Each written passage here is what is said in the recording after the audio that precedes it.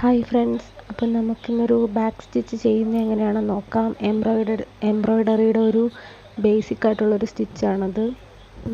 അപ്പോൾ ഇത് ചെയ്യേണ്ടതെന്ന് വെച്ചാൽ ആദ്യം ഒരു ലൈൻ വരച്ചിട്ട് ഈ വീഡിയോയിൽ കാണുന്ന പോലെ ഒരു 1/2 ഇഞ്ച് ഗ്യാപ്പ് എടുത്തിട്ട് ബാക്കിലോട്ട് എടുക്കുക. അവിടുന്ന് പിന്നെയും കുറച്ച് ഫ്രണ്ടിലോട്ട് എടുത്തിട്ട് വീണ്ടും ബാക്ക് എടുക്കുക. അങ്ങനെയാണ് ചെയ്യുന്നത്. ബാക്കിലോട്ടാണ് ഈ സ്റ്റിച്ച് ചെയ്ത് പോണത്.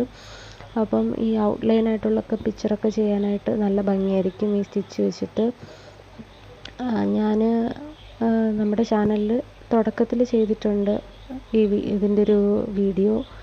അപ്പോൾ അത് എല്ലാവരും ഒന്ന് പോയി കണ്ടു നോക്കുക. അപ്പം ഇത് ഡീറ്റെയിൽ ആയിട്ട് വേണമെന്നുണ്ടെങ്കിൽ ഞാൻ കൂടുതലായിട്ടുള്ള വീഡിയോസ് ചെയ്യാം. അപ്പോൾ എല്ലാവരും കാണാനായിട്ട് മറക്കരുത്. പിന്നെ ചാനൽ സബ്സ്ക്രൈബ് ചെയ്യാതെ കാണുന്നവരൊക്കെ ഒന്ന് സബ്സ്ക്രൈബ് ചെയ്യാനും ലൈക്ക് ചെയ്യാനൊന്നും മറക്കരുത്. എന്തെങ്കിലുമൊക്കെ ഉണ്ടെങ്കിൽ അഭിപ്രായങ്ങളൊക്കെ കമൻറ്റ് ചെയ്യണം.